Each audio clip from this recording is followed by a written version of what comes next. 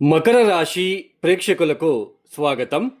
ఉత్తరాషాఢ నక్షత్రం 2వ పాదం, 3వ పాదం, 4వ పాదం, శ్రవణ నక్షత్రం 4 పాదాలు, అలానే ధనిష్టా నక్షత్రం 1వ పాదం, 2వ పాదం ఈ మకర రాశి కింద వస్తుంది.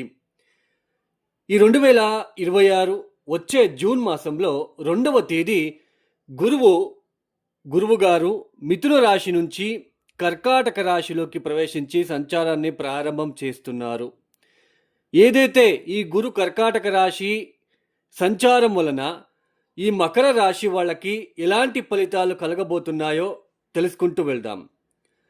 యాక్చువల్లీ ముఖ్యంగా చెప్పాలి అంటే గురువు గారు ఒక రాశిలో ఒక సంవత్సరం అంటే 12 మాసాల పాటు ఒక రాశిలో ఉండాలి, ఒక రాశిలో సంచారం చేయాలి.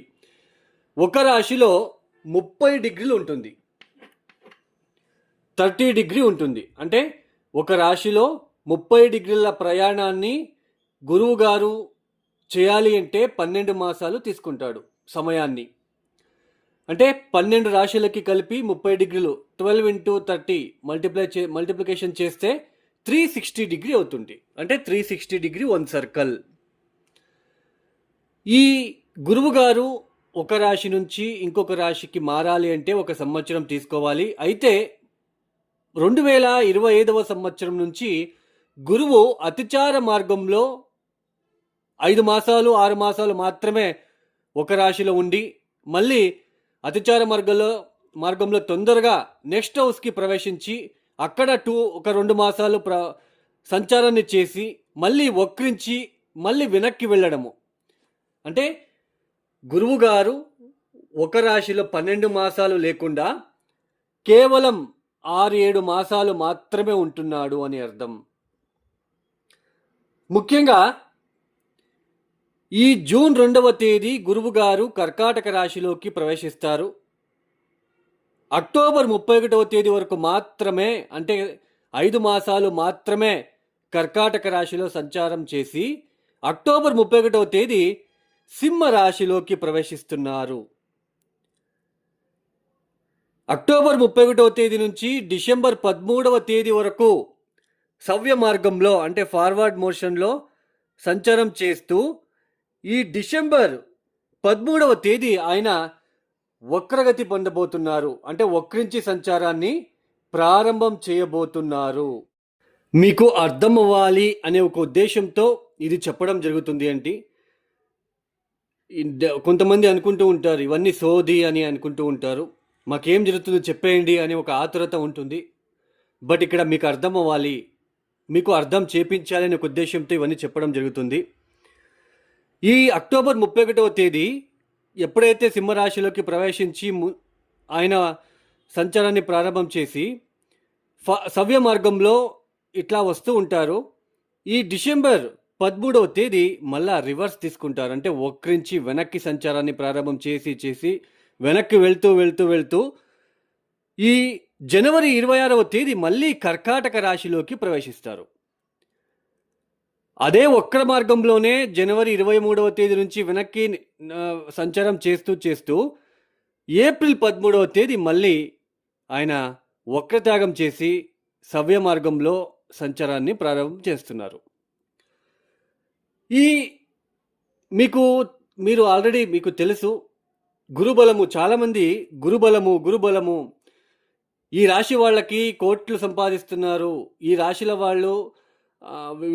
వాళ్ళకి విపరీత రాజయోగం పట్టబోతుంది, ఈ రాశుల వాళ్ళకి పంచమహాపురుషము, ఇలాంటివి శశయోగము, అంశయోగము, ఇలాంటివన్నీ మీరు వింటూ ఉంటారు. ఇవన్నీ గోచారంలో వర్తించవు. అవి మన జన్మజాతకంలో ఉంటే వాళ్ళ దశాభుక్తి వచ్చినప్పుడు మాత్రమే వాళ్ళు యాక్టివేట్ అయ్యి మనకి ఫలితాలని అందిస్తారు అని అర్థం.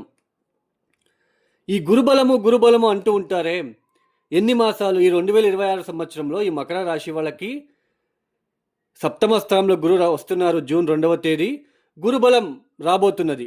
ఎన్ని రోజులు ఉంటాడు ఇక్కడ సప్తమ స్థానంలో ఈ సంవత్సరము? అంటే 2026 సంవత్సరము కేవలం 5 మాసాలు మాత్రమే ఉండబోతున్నారు. తర్వాత అష్టమానికి వస్తారు. ఆయన మళ్ళీ డిసెంబర్ 13వ తేదీ వక్రించి మళ్ళీ వెనక్కి వెళ్తాడు. వక్రించి మళ్ళీ కర్కాటక రాశిలో సంచారం చేస్తున్నారు. సో కేవలం ఈ సంవత్సరంలో 5 మాసాలు మాత్రమే ఈ మకర రాశి వాళ్ళకి గురుబలము.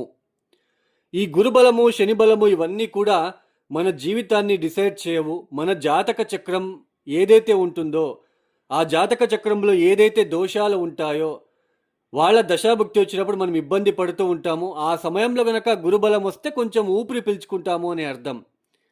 మన వైయక్తిక జన్మజాతకంలో మంచి గ్రహ దశలు జరుగుతూ ఉన్నప్పుడు ఈ గురుబలం వస్తే రెట్టింపు ఫలితాలు మనం అనుభవిస్తామని అర్థం. సో ఇదన్నీ మీకు చెప్పడం ఏంటి అంటే మీకు అర్థమవ్వాలి అని ఇవన్నీ చెప్పడం జరుగుతుంది. మొత్తానికి ఈ మకర రాశి వాళ్ళకి 2025వ సంవత్సరంలో గురువు 6వ స్థానంలో సంచారం చేస్తూ చాలా ఇబ్బందులు మీరు పడుతూ వస్తున్నారు. ఆర్థిక విషయాలలో అభివృద్ధి లేకుండా, అటు ఆరోగ్యరీత్యా కూడా, మెయిన్ చేసే వృత్తి వ్యాపారాల్లో చాలా ఆటంకాలు, ఇబ్బందులు, అప్పులు తీర్చలేకపోవడం లాంటిది, ఖర్చులు పెరిగిపోవడం. ఎందుకంటే 6వ స్థానంలో సంచారం చేస్తూ గురువు గారు ఒక దృష్టి 12వ స్థానం తన స్వక్షేత్రాన్ని చూస్తూ ఉంటాడు, ఖర్చులు ఇస్తాడు ఎక్కువ. సో ఇలాంటివన్నీ మీరు ఫేస్ చేస్తూ వస్తున్నారు. ఎప్పుడైతే జూన్ 2వ తేదీ మకర రాశి వాళ్ళకి గురువు గారు 6వ స్థానం నుంచి 7వ స్థానంలోకి ప్రవేశిస్తున్నారో గురుబలం అనేది రాబోతున్నది. 7వ స్థానంలో గురువు కొంచెం ఉన్న దాంట్లో రాజయోగాలు, కోట్లు సంపాదిస్తారు, ఇవన్నీ అబద్ధమండి. మీ జాతకంలో ఉండాలి అలాంటి యోగాలు, అప్పుడే అవి మీకు వర్తిస్తుంది. ఎందుకంటే మకర రాశిలో లక్షల మంది ఉంటారు, అందరికీ ఒకేలాగా ఫలితాలు ఉండవు. ఈ మకర రాశి వాళ్ళకి 6వ స్థానంలో ఉంటున్న గురువు కన్నా 7వ స్థానంలో ఉంటున్న గురువు వలన కొంచెం మంచి జరగబోతుంది. ఈ మకర రాశి వాళ్ళకి జూన్ 2వ తేదీ నుంచి అక్టోబర్ 31వ తేదీ వరకు ఉన్న ఈ సమయం అంతా కూడా ఎవరైతే పెళ్లి ప్రయత్నాలు చేస్తూ ఉంటారో, వివాహానికి ఎవరైతే ప్రయత్నాలు చేస్తూ ఉంటారో వాళ్ళకి కాస్త కలిసి రావడము, ఆర్థిక విషయాల్లో ఇబ్బందులు అన్నీ తగ్గడం లాంటిది, అలానే భార్యాభర్తల మధ్య ఏదైనా ఇబ్బందులు ఉంటే అవన్నీ తగ్గుముఖం అవడం లాంటిది, అలానే గురువు ఇక్కడ సంచారం చేస్తూ గురువు ఒక దృష్టి తానున్న రాశి నుంచి 1, 2, 3, 4, 5 అంటే 5వ దృష్టి ఉంటుంది. అలానే ఆయన సంచారం చేస్తున్న రాశి నుంచి సప్తమాన్ని చూస్తాడు, అంటే మీ జన్మరాశిని చూస్తాడు. ఆయన సంచారం చేస్తున్న రాశి నుంచి నవమాన్ని చూస్తాడు, 7th, 8th, 9th అంటే తన ఒక స్వక్షేత్రాన్ని చూసుకుంటాడు. అంటే గురువు ఒక దృష్టి మీ జన్మరాశి నుంచి లాభస్థానంలోకి పడుతుంది, మీ జన్మరాశి మీద మీ తృతీయ స్థానం మీద పడుతుంది. కాబట్టి లాభస్థానం మీద పడుతుంది అంటే వ్యాపార అభివృద్ధి కోసం చేసే ప్రయత్నాలలో సఫలీకృతం అవడము, సమాజంలో మంచి గుర్తింపు రావడం లాంటిది, అలానే మీకు ఆత్మవిశ్వాసం, కాన్ఫిడెన్స్ పెరగడం లాంటిది. అలానే గురువు ఒక దృష్టి తృతీయాన్ని, మీ జన్మరాశి నుంచి తృతీయ స్థానాన్ని చూస్తాడు. కాబట్టి సోదరులతో ఏదైనా భిన్నాభిప్రాయాలు ఉంటే అవన్నీ తగ్గుముఖం అవడము.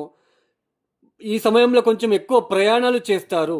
ఈ జూన్ నుంచి అక్టోబర్ వరకు ఎక్కువ ప్రయాణాలు చేస్తారు. అది శుభ ప్రయాణాలే ఉంటాయి, మంచి ప్రయాణాలు, మంచిగా ఉంటుంది. ఆర్థిక విషయాల్లో అభివృద్ధి సాధిస్తారు. అలానే పాత మిత్రులు, అంటే మీకు ఎవరైనా పాత ఫ్రెండ్స్ ఉంటారు కదా, 10th వరకు ఇట్లా ఇంటర్ వరకు చదువుకొని మీరు సపరేషన్ అయ్యి ఉంటారు, ఇప్పుడు మళ్ళీ కలుసుకోవడం లాంటిది 11th చూస్తాడు, మీ జన్మరాశి నుంచి 11th చూస్తాడు. సో పాత మిత్రుల కలయిక, మళ్ళీ సమాజంలో మంచి గుర్తింపు, ఆదాయం విషయాలలో కొంచెం మార్పులు, పాజిటివ్గా మార్పులు మీరు చూడడానికి ఆస్కారాలు ఉంటాయి. అక్టోబర్ 31వ తేదీ నుంచి ఏప్రిల్ 13వ తేదీ వరకు గురువు అనేది బలం అనేది తక్కువగా ఉంటుంది. కొంచెం ఆరోగ్య విషయాలు, అష్టమానికి వచ్చినప్పుడు కొంచెం ఆరోగ్య విషయాలు ఇబ్బందులు, ఖర్చులు పెరగడము, కౌటుంబిక విషయాల కొంచెం ఇబ్బందులు, కొంచెం ఇలాంటి డిస్టర్బెన్సెస్ అనేది మీరు ఫేస్ చేయక తప్పదు. మళ్ళీ అగైన్ ఏప్రిల్ 13వ తేదీ తర్వాత ఆయన వక్రత్యాగం చేసి ఏప్రిల్ 13వ తేదీ నుంచి మళ్ళీ మీకు జూన్ వరకు మీకు మళ్ళీ గురుబలం అనేది వస్తుంది.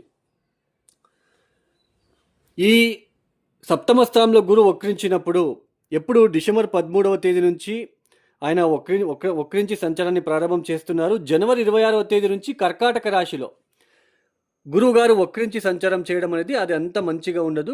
కాస్త ఇబ్బందులు పడక తప్పదు. వ్యాపార అభివృద్ధి కోసం చేసే ప్రయత్నాలలో కాస్త ఇబ్బందులు, భార్యాభర్తల మధ్య కొంచెం ఇబ్బందులు, అలానే కొన్నిసార్లు ఎక్కువ ప్రయత్నాలు చేయవలసి ఉంటుంది. ప్రతి విషయంలో కూడా అభివృద్ధి కోసం చేసే ప్రయత్నాలు ఏదైతే ఉన్నాయో ఎక్కువ ప్రయత్నాలు చేయవలసిన ప్రమేయాలు ఏర్పడుతూ ఉంటాయి.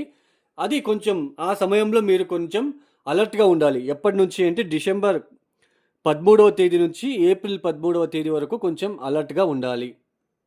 మొత్తానికి ఈ జూన్ 2వ తేదీ నుంచి అక్టోబర్ 31వ తేదీ వరకు ఈ మకర రాశి వాళ్ళకి కాస్త గురుబలం అనేది వస్తుంది. ఎవరికైతే దశాభుక్తి బాగాలేదో వాళ్ళకి గురుబలం రాబోతుంది కాబట్టి కొంచెం ఊపిరి పీల్చుకుంటారు. ఎవరికైతే దశాభుక్తులు బాగుంటే వాళ్ళకి బాగానే ఉంటుంది.